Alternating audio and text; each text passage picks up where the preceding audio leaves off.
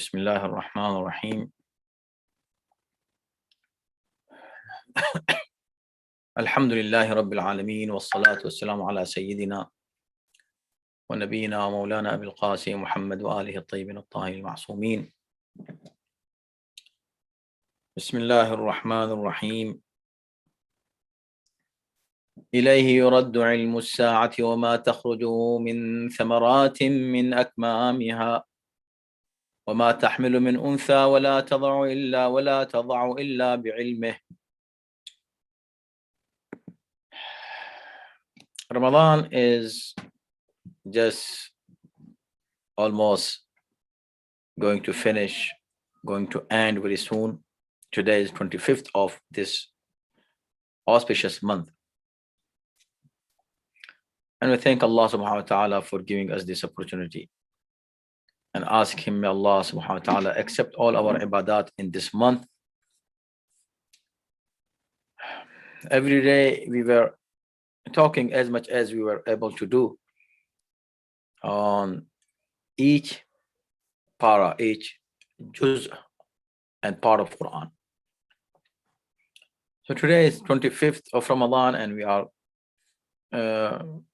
going to just discuss 25th juz of this holy book. The ayat, this juz starts with ayat number 47 of Surah Fussilat. This is one of the surahs which contains the ayat of sajda, wajib sajda. It has the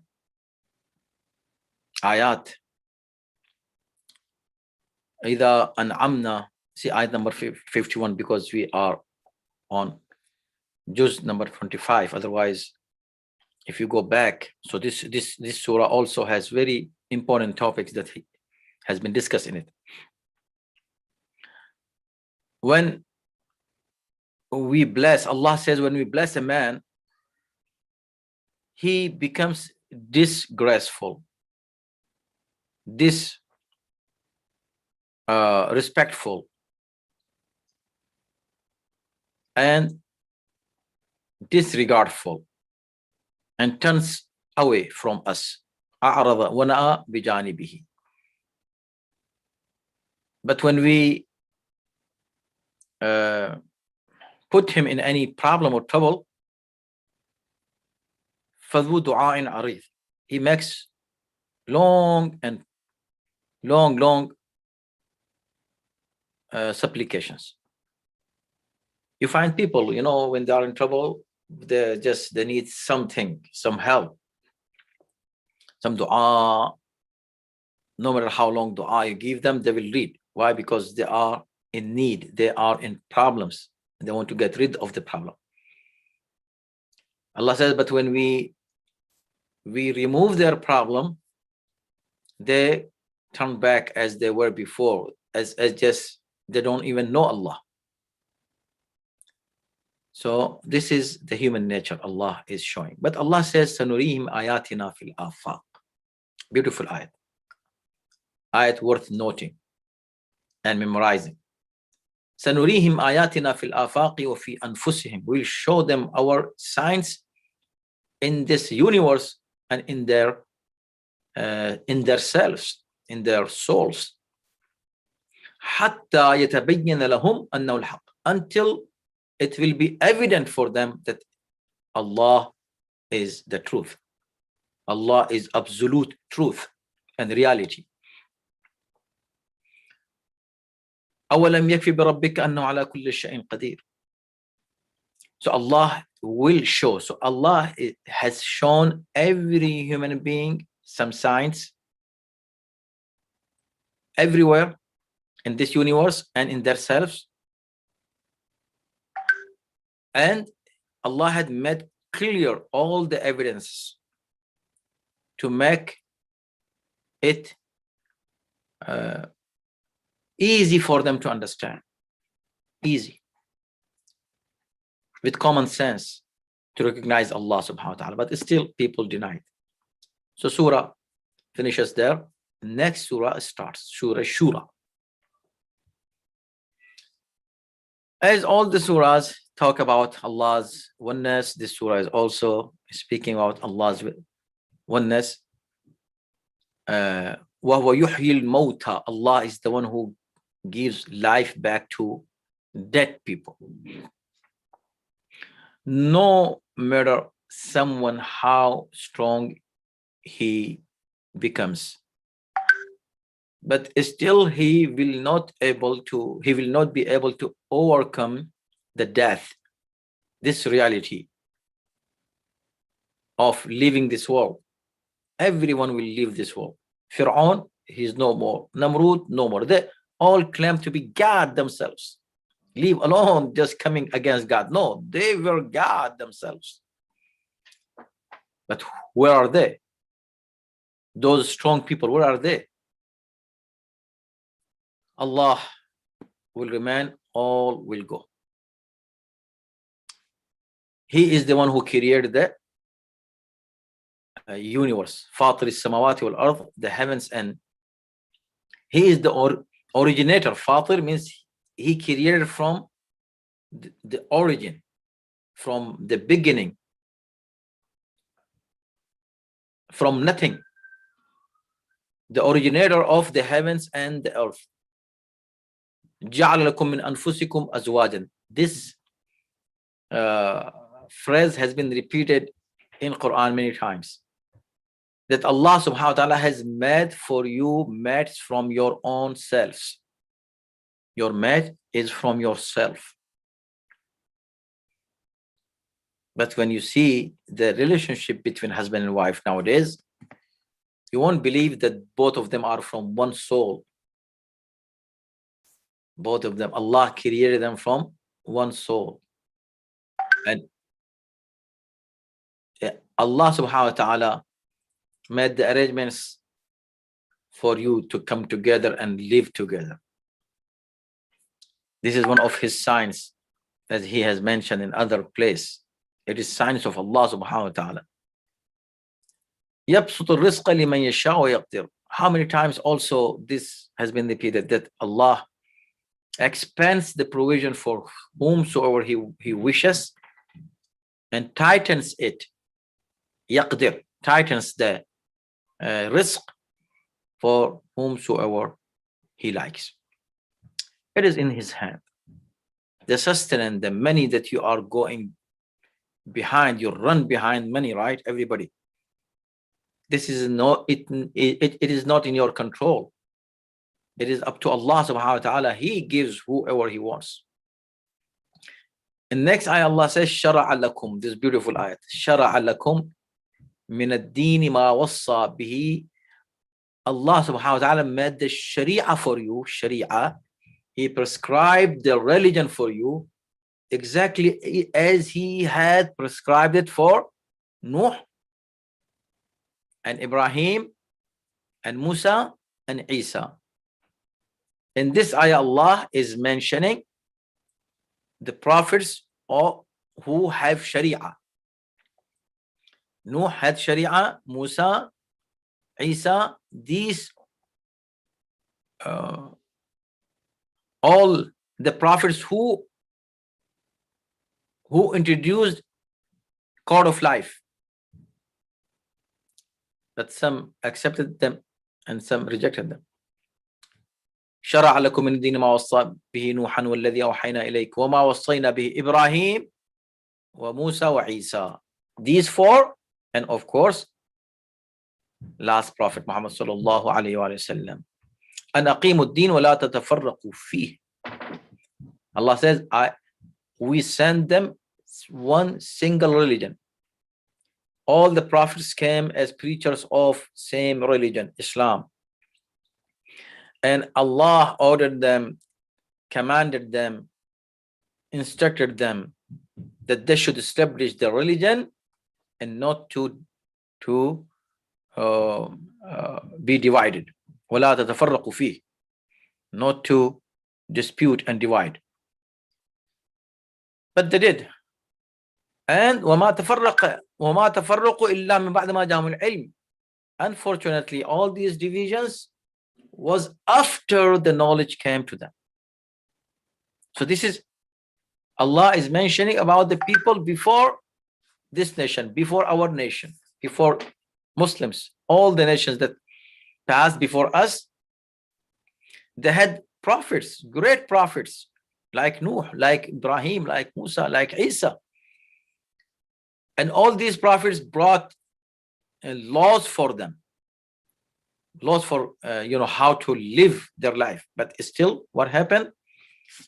That they disputed their own religion. They were divided into so many sects, and this happened after the knowledge came to them. Means after everything was evident for them. Nothing was hidden, nothing was ambiguous. They knew that these messages were from Allah subhanahu wa ta'ala. After receiving the message of Allah and clear message, still they were divided. So these divisions are condemned by Allah. When those different nations, they divided, and Allah is condemning them, how about the nation, and especially last nation, Allah's last prophet and his last nation? This is Islam, and these are Muslims. See the divisions among Muslims, how unfortunate that division is. But all happened exactly the same as Quran is mentioning here. وَمَا تَفَرَّقُوا إِلَّا مِن بَعْدِ مَا جَاءَهُمُ. Their divisions were after the knowledge, after Quran. Quran is the source of all knowledge and wisdom. See? But still they are divided. The reason is that they are away from true knowledge. The true knowledge is with Quran and with Ahlul Bayt. If you leave Quran, you cannot be a good Muslim. If you leave Ahlul Bayt, you will not be a good Muslim either. The Prophet says, وَأُمِرْتُ لِأَعْدِلَ بَيْنَكُمْ. Allah has commanded me to be a judge among you, and judge with fairness and justice. And then Allah is the one who revealed Quran with truth and mizan, the scale. What is the scale that Allah has revealed? The balance. That Allah has revealed balance, the scale. What kind of a scale Allah has revealed? What kind of balance Allah did reveal? It's not that physical one that you can touch and see. Rather, it is the ideological balance, ideological mizan that Allah has provided. This Islam is the best moderate religion. Some people call some Muslims, okay, this Muslim is a moderate Muslim. We don't have moderate Muslim or extremist Muslim. Unfortunately, they are extremist, and those who are moderate, they are true Muslims anyway, because Islam, the whole religion, is a moderate religion. Anyone who is engaged in any activities which are part of extremism, they have no right to call themselves Muslims. Like the terrorists, extremism has no room in Islam. Now, see, everyone has his goal in life, and we also should set our goal in our life. Whatever goal we set, we are able to reach there with hard work and with smart planning. You can do it. So this is what Quran is saying: Man kana yuridu harth ad-dunya, man kana yuridu harth al-akhirah nazid lahu fi harthihi. Whoever wants the place and the result of akhirah, will give them. And whoever wants in this world, we will give them. So we want dunya, Allah will give you. You want akhirah, Allah will increase in it. Whatever you make your goal, you will receive it. People have their goal dunya, they have it. But you should not forget akhirat. So you have to keep balance between this deen and dunya. Right? So this surah Shura continues. In this surah, the ayat and reference that you need to remember is ayat number 23. Ayat number 23. The surah number is 42. And ayat number 23, what is ayat number 23? What does it say? It is an ayat that every single mu'min in our community know it by heart, and our children know it by heart. It is one of the bases of our faith and our creed. ذلك الذي يبشر الله عباده الذين آمنوا وعملوا الصالحات قل لا أسألكم عليه أجرا إلا المودة في القربى. Tell them that I don't ask you anything in return to my hard work that I have done, and I convert the message of Allah subhanahu wa ta'ala to you. I don't expect from you anything in return, and I don't ask you anything to give me in compensation. Rather,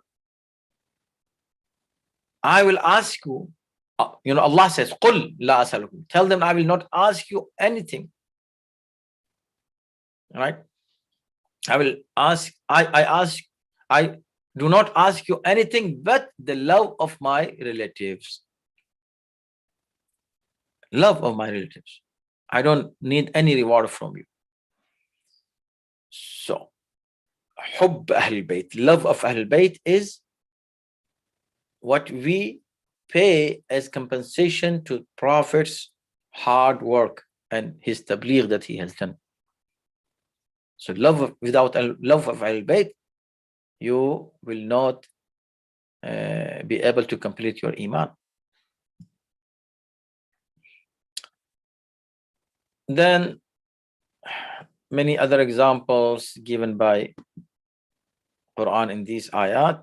I want to read for you one ayah. First of all, this ayat number 36. Almost the time is over. Just a translation. That whatever you have in this world, it is little, and whatever Allah has is better and more lasting. And whoever refrains from يجتنبون كبائر الإثم, from major sins, they are praiseworthy people. And there is ayat Shura in Quran. وَأَمْرُهُمْ شُورَى بَيْنَهُمْ. And that's why the name of the surah is Surah Ash-Shura, because the word Shura has been used in this surah. But it doesn't mean that you can do anything about religion.